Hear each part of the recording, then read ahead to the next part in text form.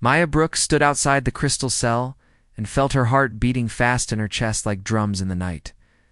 Alien Queen moved inside the chamber with steps that made no sound on the smooth floor, and her silver skin glowed softly in the dim lights that hung from above. Maya had been a soldier for only 6 months, and this was her first real job on the space station called Sentinel, but nobody told her she would be watching an alien.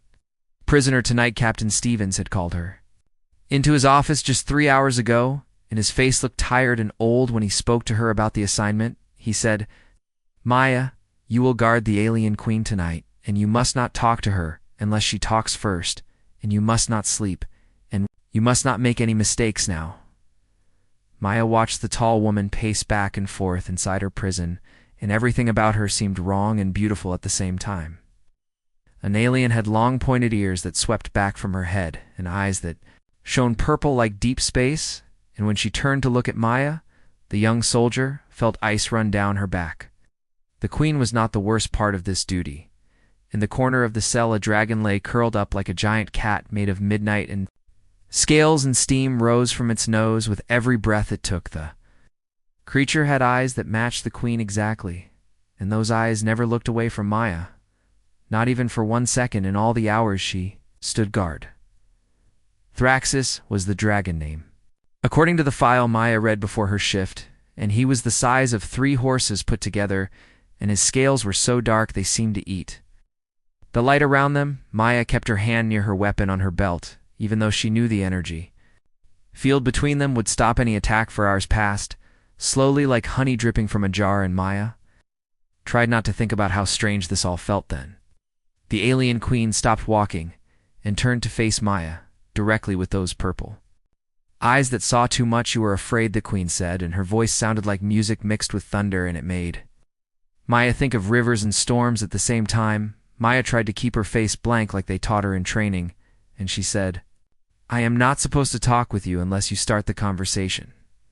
The queen smiled, and her teeth were just a little too sharp to be human, and she said, "I know what your captain told you, little soldier, but do you know why I am here in this cage?" Maya answered carefully, because the file she read was not very clear about many things, and she said, "You are a prisoner because of the war." The queen laughed, but it was not a happy sound, and she asked what war, and said, "Your people and my people never met before 3 weeks ago, so how can there be a war between you?" As she pointed at the dragon and continued, "Yet here I am locked up like an animal in Thraxus. My friend and guardian is kept from the skies where he belongs." Maya remembered what the report said, and she told the queen, "You attacked a human ship, and 17 people died in that attack." For the first time, real anger crossed the alien face, sharp and cold. Like a knife made of ice, the queen stepped closer to the barrier and said, "We attacked nobody, and we came because we heard a distress call from that same ship asking for help." She continued, "When we arrived, your warships were already shooting at us without any warning. We only fought back to protect ourselves." The queen voice grew softer and sadder as she said, "Those 17 people died because someone on your side decided. We were enemies before we ever spoke one single word to each other." Maya felt her mouth go dry, because this was not what the official report said at all. She told the queen, "Honestly, I do not have information about that in my files." An alien woman looked at Maya for a long moment and then said something that made the young soldier blood turn to ice in her veins. "You are new here and young, and they gave you this job because if something goes wrong, you will not be missed by the important people." But the queen continued, "You have good eyes that show kindness in them, so I will give you a warning to keep you safe." The dragon stood up on all 4 legs, and the temperature in the hallway seemed to drop lower and lower with each second. "A fleet is coming," the queen said calmly. "And when my people arrive, this station will have only one choice to make." She explained, "Either you release me without fighting, or everyone on this station will burn and die, and there will be nothing left but ashes and metal." Queen looked sad when she added, "I tell you this because I do not want you to die, young one, and you remind me of someone I loved and lost." Maya's hand tightened on her weapon, and she asked, "Is that a threat against us?" "No, child," the queen replied. "It's just the truth, and my people do not start wars, but we always finish them when others force us to fight." The alien walked back toward her dragon and pressed her forehead against the great beast head, and she said, "Sleep. Now if you can, because you will need all your strength for what comes." Next, Maya stood frozen in place, unable to move or think clearly for many long minutes. She reached for her communication device, and her finger hung over the button that would call for help. If she reported this conversation, they would move the queen somewhere else and ask her hard questions and maybe do worse things. But if she stayed quiet and the queen spoke the truth about the coming fleet, then everyone on the station might die. The dragon eyes met Maya one more time, and she could swear she saw understanding there, and intelligence, and a warning. Maya lowered her hand without pressing the button. 3 more hours until her shift ended, and 3 hours to decide if she should trust an alien queen who might destroy humanity or might be the only one who could save them. All the young soldier took a deep breath and kept watching and waiting as the minutes crawled by, slower than she ever thought time could move. The next night, Maya signed up for the same guard duty again, and everyone thought she was crazy, but Captain Stevens approved it because most guards did not want to go near the alien prisoner. When Maya arrived at her post, the queen stood waiting by the energy barrier like she knew Maya would come back. "You did not tell anyone about our talk last night," the queen said, and it was not a question but a statement of fact. Maya replied, "No, I did not tell them." The queen tilted her head and asked why. Not Maya thought about lying, but something told her the alien would know, so she said, "Because 17 people died." And the official story does not make any sense. At Al, she continued, "Colony transport ships have no weapons. So why would your ship need to defend itself unless someone shot at you first?" The queen expression stayed calm, but her eyes showed respect, and she said, "You think like a soldier, and that will get you killed, but it might also save your life." She gestured for Maya to come closer and said, "Come here, child, and let me tell you some things you need to know." Maya walked toward the barrier slowly and carefully while the dragon Thraxus watched, but did not move from his corner. "What? Do you know about something called the Void Accords?" the queen asked. Maya shook her head and said, "Nothing at all.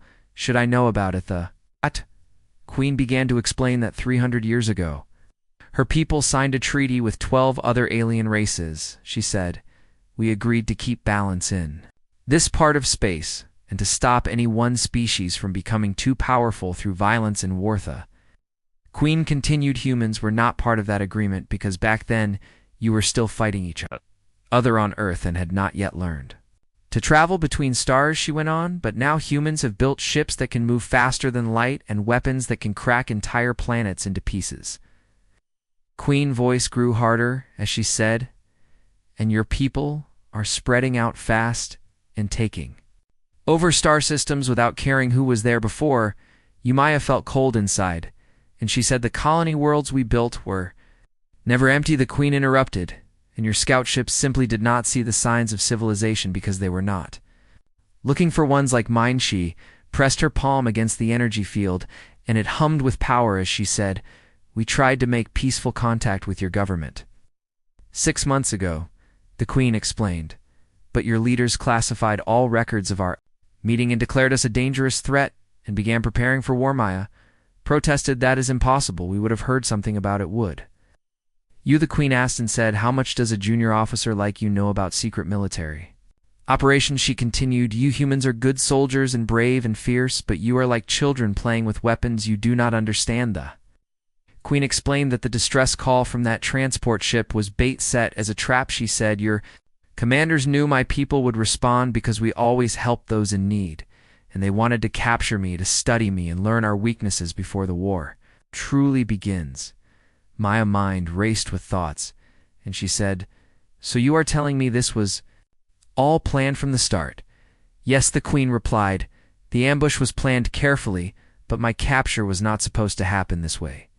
She continued, "I came to that ship because I hoped to stop the killing, but I failed, and now my daughter leads the fleet that is coming, and she will not be as forgiving as I am." Maya asked, "Your daughter?" The queen's face showed pain for just a moment, and she said, "Commander Lyrillith is young by our standards, only 87 years old." She went on, "Lyrillith saw humans kill her father during our first peaceful contact attempt, when we approached with no weapons and open hands." The queen's voice cracked slightly as she finished, "My daughter will not offer mercy a second time. after what your people did, Maya felt. Weight of her weapon on her hip and asked, "How long until the fleet arrives here today?" The queen answered, "Maybe 3 at most." She looked directly into Maya's and said, "I tell you all this because you can still escape and save yourself," the queen explained. "There are civilian transport ships on this station that leave every day, and you could get on one and go far away," Maya said, "and go where if what you say is true, then nowhere in human space will be safe. Then stay and help me stop the killing." "Before it starts," the queen said in a voice barely louder than a whisper, she explained, "there is a communication system in Section 7 that has restricted access, and if I could send one message to Liraleth, I could call off the attack," the queen finished, "but I need someone on the outside who can help me reach that system." Maya stepped backward and said, "You are asking me to betray my own people." "Kithono," the queen said firmly, "I am asking you to save lives, including your own Shai," explained your commanders. "Will never let me go free, and when my fleet arrives, they will try to use me as a bargaining tool." Queen continued, "And when that fails, they will execute me to deny Liralith the satisfaction, and thousands will die in the battle that follows." She said, "This station will be destroyed completely, and the war will spread to every human colony in this entire sector of space." Behind the queen, the dragon Thraxus lifted his great head and made the low, mournful sound that Maya felt in her bones. Maya said, "I need time to think about this. "You have until tomorrow night," the queen replied, and then said, "Choose wisely, little soldier, because some doors once opened can never be closed." Again Maya walked away with her mind spinning, and spent the rest of that night and all the next day searching through computer files. She should not have been reading it.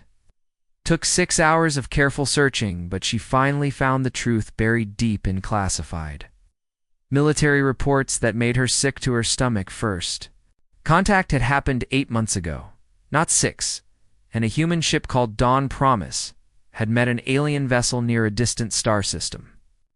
Alien crew had sent what translators said was a friendly greeting message, but instead of responding peacefully, Admiral Burke had ordered his crew to open fire. His reason, according to the report, was preemptive elimination of potential threat based on superior alien technology. 17 aliens had died in that attack, while the human ship took almost no damage. Before the alien ship ran away, 3 months later, a colony transport near the same area broadcast a distress call saying their engines had failed and 43 civilians were on board.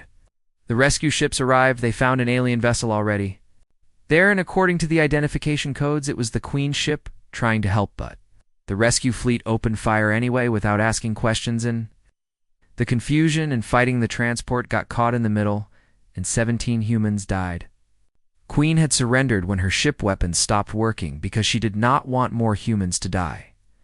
The official story that Maya had been told was completely false. She closed the computer files with hands that shook and felt her whole world turning upside down. Everything she believed about her duty and her service was built on lies.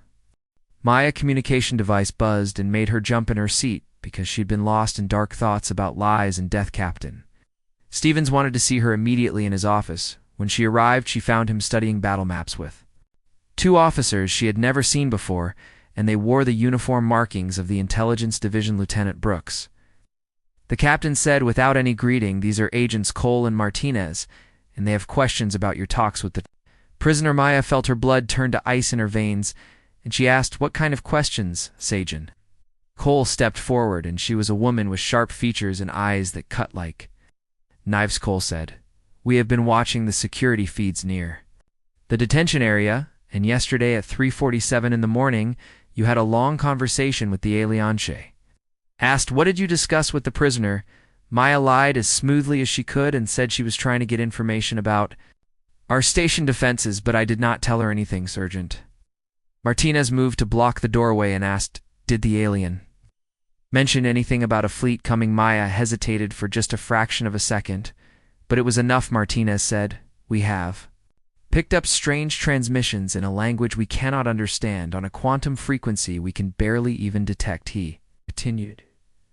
"But we know they are coming, and the alien queen is like a signal beacon calling her people to attack us." Here Maya heard herself saying she wants to talk and negotiate with us if you would just listen to what she has to say. Cole interrupted sharply and said, "We do not negotiate with terrorists who kill our people, Shay." Continued, "The alien attacked our ships and murdered innocent humans, and she will be put on trial and executed as a war. A criminal." Cole smiled in a way that made Maya feel cold and said, "But first she is going to help us learn about their technology, and we have specialists coming tomorrow."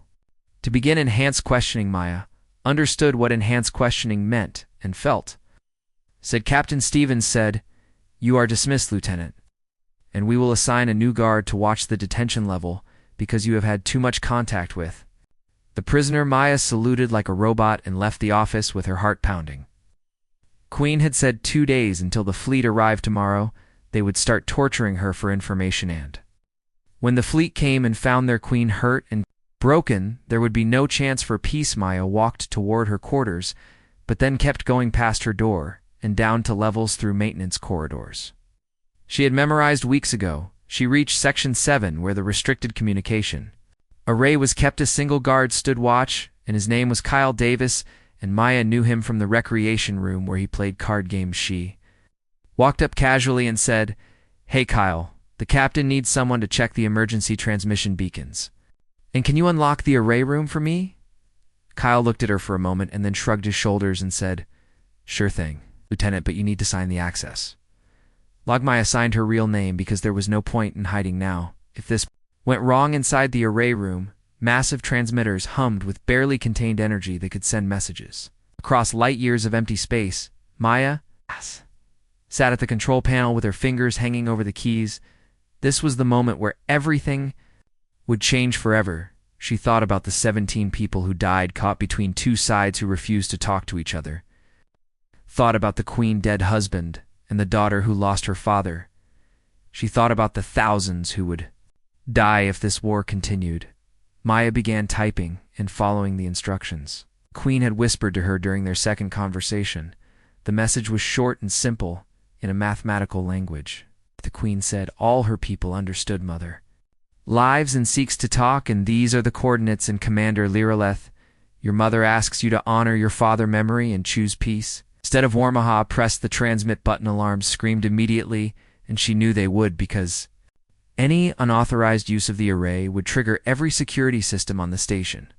She stood calmly, with her hands raised high as armed guards came running in with weapons pointed at her. Agent Cole was with them, and her face was twisted with rage. She shouted, "What have you done?" Maya said quietly, "What I had to do to save everyone on this station." Cole ordered the guards to arrest Maya and take her to the brigas. They put restraints on her wrists. Maya felt strangely calm because she had made her choice, and there was no going back. Now the brig cell was small and cold with metal walls that reflected her face back at her captain. Stevens came to see her alone. After dismissing the guards outside, he stood looking at her through the energy barrier, and his face showed an expression Maya could not read. "They want to court-martial you?" he said finally. "And treason during wartime carries the death penalty." Brooks. Maya said, "Yes, sir. I know.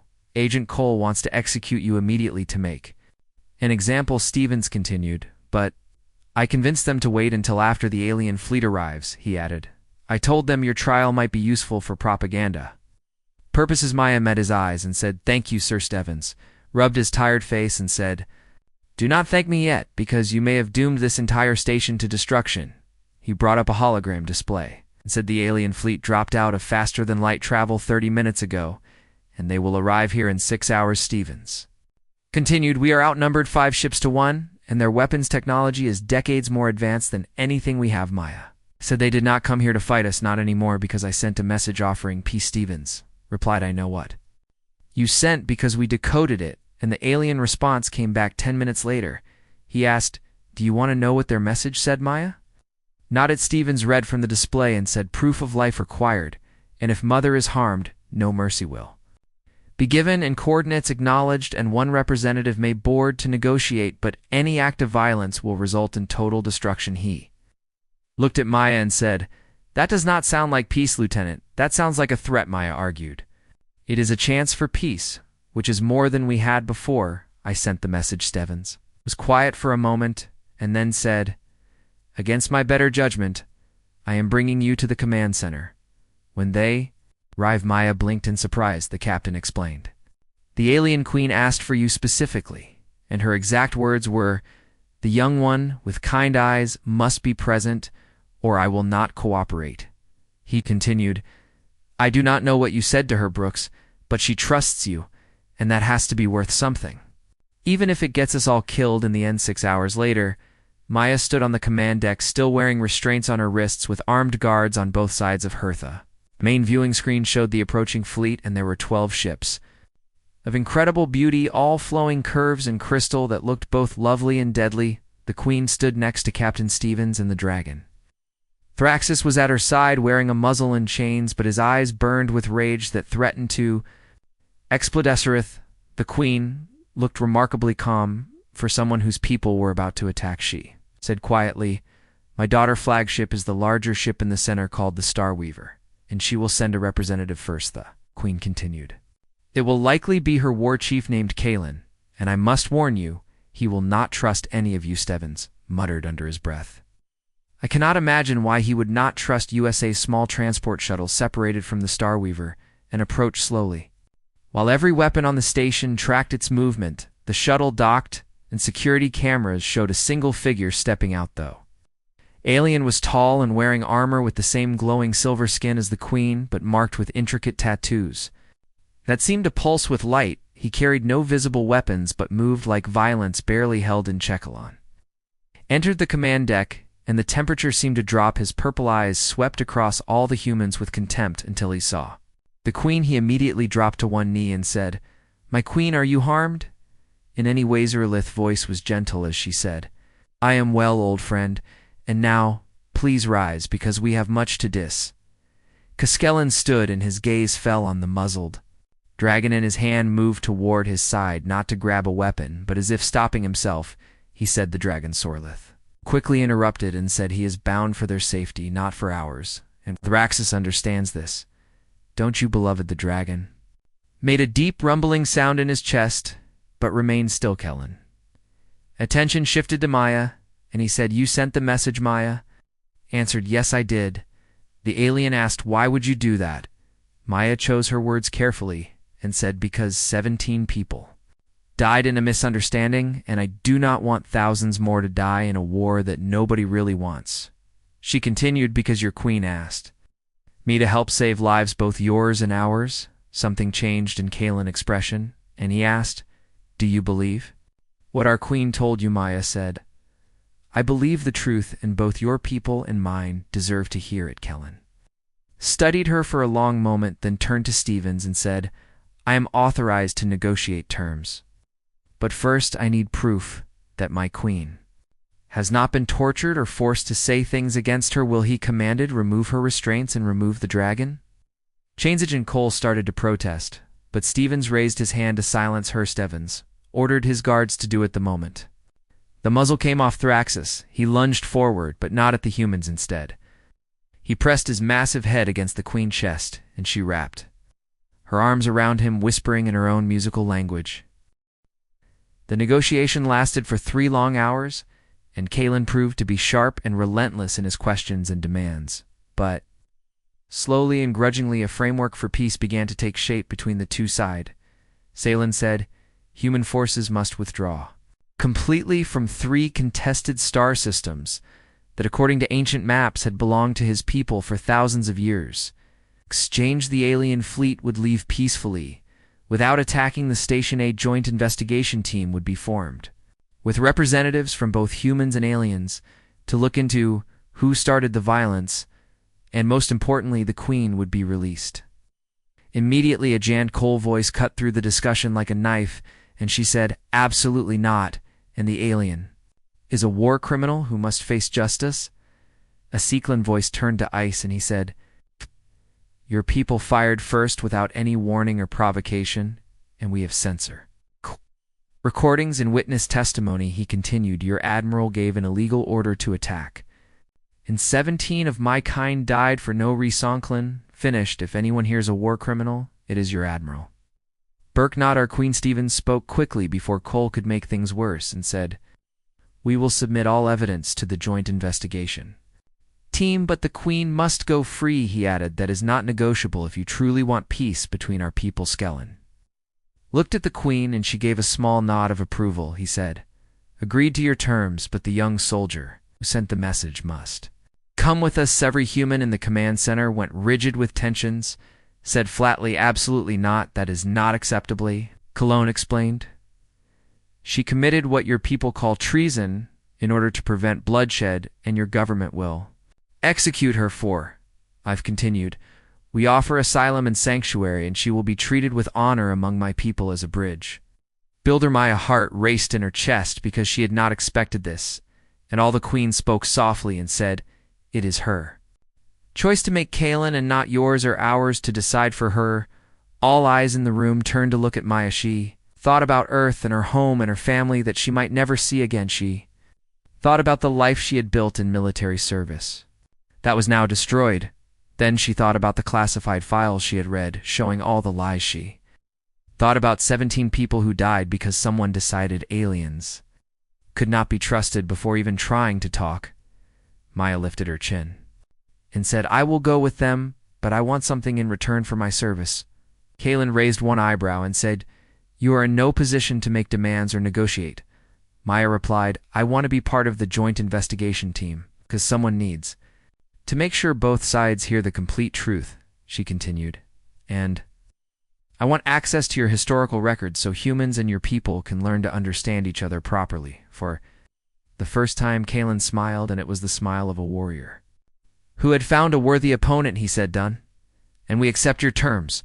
The formal agreement was signed within the hour using both human, digital signatures, and the alien method of quantum encryption. Admiral Burke would face trial for his actions. 3 contested star systems would be returned to the Ethel Collective, which was the proper name for the Queen. People, a permanent embassy would be established on neutral ground, and Maya Brooks, formerly Lieutenant of Earth Defense, would serve as humanity's first official liaison to an alien civilization. As the alien shuttle prepared to depart, Captain Stevens pulled Maya aside. He looked tired and old, but there was respect in his eyes when he spoke. You did something today that I could not do, he said quietly. Stevens continued, you risked everything for peace when everyone else, including me, was ready for war. Maya said, I just did not want more people to die. Siri, no, Stevens replied, and that is why you will be better at this job than any of you. Held out his hand and Maya shook it firmly. The captain added, for what it is worth, I will testify on your behalf if they ever let you come home. Maya smiled sadly and said, thank you, sir, but I do not think I will be coming home. Stevens nodded slowly and said, maybe not, but you are giving humanity something more valuable than one soldier. He finished, you are giving us a future where we do not have to fight everyone we meet in space. Maya boarded the alien shuttle with the Queen and Thraxis, and Kalina. As the ship pulled away from the station, she looked back at Earth through the viewport agent. Cole was already filing reports and demanding investigations. Captain Stevens stood on the command deck watching her leave on somewhere out there. Admiral Burke sat in a cell waiting for his trial. The shuttle docked with the Starweaver, and Maya stepped into a world unlike anything she had. Imagine the ship interior was all flowing organic shapes and surfaces that seemed to glow from within. Crew members stopped to stare at the human walking among them, and some showed curiosity while others showed clear hostility. Young alien woman approached, and she had the same silver skin and purple eyes as the Queen, but her face was harder and colder. This is my daughter Liraleth, the Queen said, by way of introduction. The young commander studied Maya with an expression that mixed suspicion and barely controlled anger. You are the human who sent the message, Liraleth said, and her voice carried an edge. Like broken glass, Maya nodded and said, yes, I am Liraleth. Moved closer and said, my father died when humans attacked our peaceful delegation without warning. She continued, he went to them with open hands and they answered with weapons. Fire. Maya met her gaze steadily and said, I read the reports, and I know what Admiral Burke did, and it was wrong. She added, I cannot bring your father back, but I can help make sure it never happens again. Liraleth stared at her for a long moment and then turned sharply and walked away. The Queen placed a gentle hand on Maya's shoulder and said she will come around into Mesrelith. Continued, my daughter has much anger inside her, But she also has her father's sense of justice. Maya asked, "How long will it take?" For her to trust Mitha, Queen smiled and said, "Perhaps a very long time, but you have already proven yourself willing to sacrifice everything for peace," added. "That is worth more than trust. And it is the foundation on which trust can be built over." The next few days, Maya learned about the Ethel Collective and their long history. She met with scholars who taught her about the void accords and the careful balance of power they maintained. She studied star maps, showing territories that humans had unknowingly invaded. She learned that Thraxus was not just a pet, but a sentient being, with intelligence equal to any human. The dragon could not speak in human languages, but he communicated through a form of telepathic emotion, sharing when Maya finally opened her mind to him. She felt his grief over the queen husband death and his fury at being caged, but she also felt his hope that maybe humans and his people could find. Pasan, the fifth day, Lireleth summoned Maya to her private quarters. Young Commander sat surrounded by holographic displays showing battle formations and tactical analysis. She dismissed the displays when Maya entered and gestured for her to sit. "I dab and studying you," the commander said bluntly. She continued, "I have watched recordings of your actions and read reports about your background." Lireleth asked, "Why did you betray your own people?" For as Maya thought carefully before answering and said, "I did not betray my people," she explained, "I saved them from a war built on lies, and I believe humans can be better than what Admiral Burke showed you." Maya continued, "We can learn and grow and change, and we can choose peace if given the chance." Lireleth was silent for a long time, and then she said, "My father believed the same thing," she added. "He said, humans were young and made mistakes, but they had potential for greatness." Commander voice cracked slightly as she finished.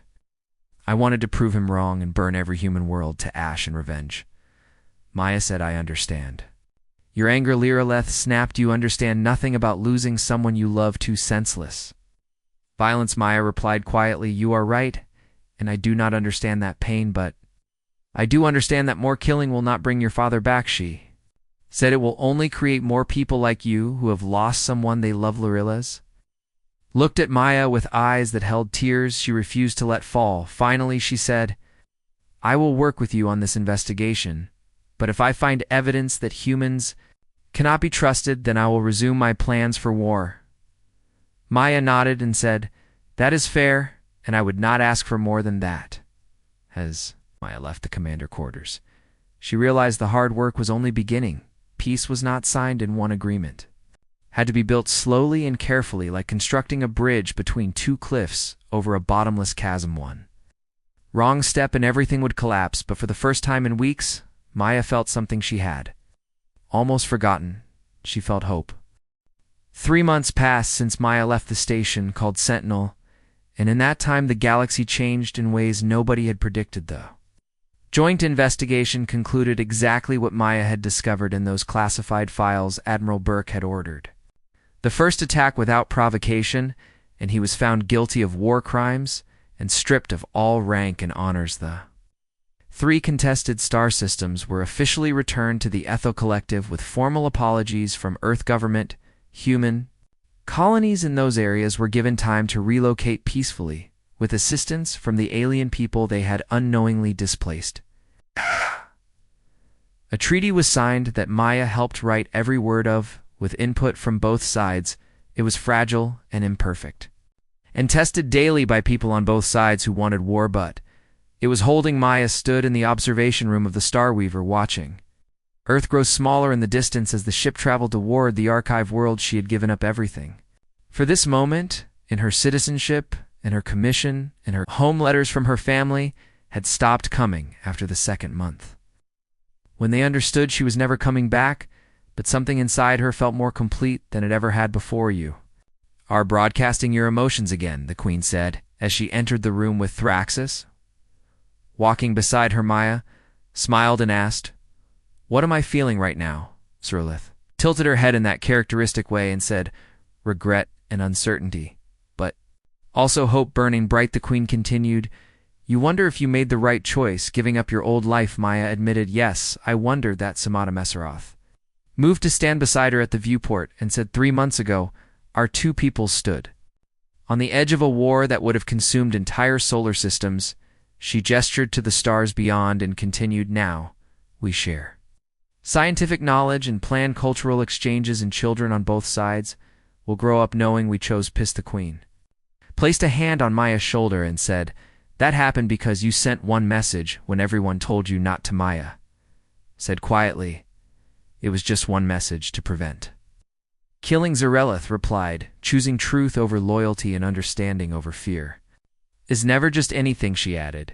It is the hardest thing anyone can do, and the most important. The door opened, and Lireleth entered wearing the formal robes of her position as Commander Mother. We are approaching the archive world, she said, and Maya requested access has been approved by the Council of Keepers. Thank you, daughter, Sorella said warmly. The young commander had slowly warmed to Maya. Over the past months, though, she still maintained a careful distance. Alaril asked, how are your human language studies progressing? The commander made a face and said, your language has 17 different words for approximately, and they all mean slightly different things, she added. It is inefficient and confusing. Maya laughed and said, welcome to English, and wait until you learn about irregular verbs. Lireleth almost smiled before catching herself and leaving the room as the door closed. Soralis said, my daughter likes you more than she wants to admit. The queen continued, she told me yesterday that you remind her of her father and your stubborn insistence on doing what is right, regardless of cost. Maya felt honored by the comparison and said, I wish I could have met him. Zorlith's voice grew soft with memory and said, he would have liked you very much. Thraxus moved closer to Maya and lowered his massive head to her level. She had learned not to fear the dragon over these months. He was ancient and intelligent and surprisingly gentle when not threatened or protecting the queen. Maya reached out and stroked the scales along his snout, and the dragon rumbled with contentment. He likes you, the queen observed, and that is rare, because Thraxus does not trust easily. Maya said, neither do I anymore, but I am learning how. The Starweaver began its descent toward a world that took Maya breath away, hung in the sky, supported by technology she could not begin to understand. Archives stretched beyond the horizon, containing knowledge from thousands of years of civilization. This was where Maya would spend the next year, studying and learning the truth about the galaxy humanity had stumbled into so blindly. She would build bridges between species that had nearly destroyed each other over misunderstanding and fear. It was not the life she had planned when she joined Earth's defense. She had expected to be a soldier defending humanity from threats. Instead, she had become something else entirely, a bridge between worlds, a keeper of truth, a builder instead of a fighter. Saralith seemed to read her thoughts and asked, what are you thinking about, child? Maya answered honestly, I joined the military to protect people. She continued, but I spent most of my training learning how to fight and destroy. Maya finished, maybe it is time I learned how to build and create. Instead, the queen smiled with genuine warmth and said, that is the wisest thing. I have heard you, Saith. The ship landed softly on a platform made of crystal that hummed with energies. Callers waited to greet them, and they wore robes of many colors, representing different fields of study. An elderly alien with skin that had faded to pale blue approached the queen and bowed deeply. Welcome back, Saralith, he said, and his voice creaked with age.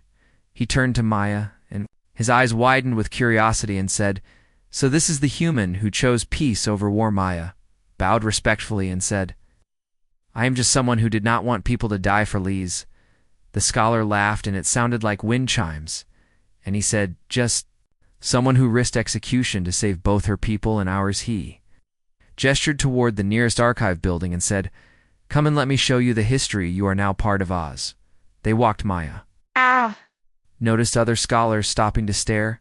Some looked curious, while others seemed hostile. One young alien actually spat on the ground as she passed. The elderly scholar noticed and said quietly, you must understand that many of my people lost loved ones in the attacks. He continued, they see you as representative of those who killed their families. Maya asked, then why do they let me here? Because the queen commanded it, the scholar replied, And because some of us understand that building peace requires uncomfortable choices, he added, you are the first human too. Ever walk in these archives, and what you learn here will shape the future of your entire species. The weight of that responsibility settled on Maya. Shoulders inside the archive, the air smelled of old paper and ozone, and something sweet she could not identify. Holographic displays showed star maps and battle records, and cultural studies physical books bound in materials. She did not recognize lined shelves that seemed to go on forever. The scholar, whose name was Velcris, began showing her the history of the Void Accord. She learned about wars that had raged centuries ago before the treaty brought PCE, saw records of species that had destroyed themselves through endless conflict. She understood why the Ethel Collective had reacted so strongly to human expansion. Humans were following the same pattern as a dozen extinct civilizations before them. That evening, Maya sat alone in quarters assigned to her and wrote a message to Captain Stephen Shea. Told him everything she was learning. Shea explained why the aliens had been so afraid of human expansion. She asked him to share this information with Earth government. His reply came 2 days later, and it was brief message received and being forwarded to civilian leadership and military. Is not happy, but cannot ignore evidence. Stevens wrote, stay safe out there, Brooks, and you are doing important work. Maya smiled at the simple words of encouragement. Over the following weeks, she fell into a routine of study and translation work. She helped create educational materials that would teach humans about the Ethel Collective and their history. She worked with Lirolith on the joint investigation, compiling evidence and testimony, and slowly, almost without noticing, she began to feel at home. One night, a month after arriving at the archive world, Maya stood on a balcony watching 3 moons rise over alien landscape. Thraxus landed beside her with a powerful beat of his wings, and the dragon had been flying free for hours. He projected feelings of joy and freedom directly into her mind. Maya smiled and sent back feelings of contentment. Queen joined them and said, you have changed since we first met, child. She continued, that frightened young soldier who guarded my cell is gone. Maya asked, is that a bad thing? Not at all, Saralith replied. It means you are becoming who you were always meant to be. She added, you are becoming a bridge between worlds, and there is no greater purpose than that. Maya looked up at the unfamiliar stars and said, I used to dream about exploring space and finding adventure. She laughed softly and continued, I never imagined it would be like this. Queen asked, would you choose differently if you could go back? Maya thought about everything she had lost and everything she had gained. She thought about the war that never happened and the lives that were saved.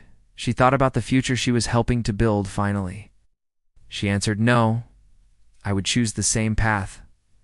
Soralith squeezed her shoulder gently and said, then you have found your truth below them. The archive world glowed with lights from 1,000 different facilities above.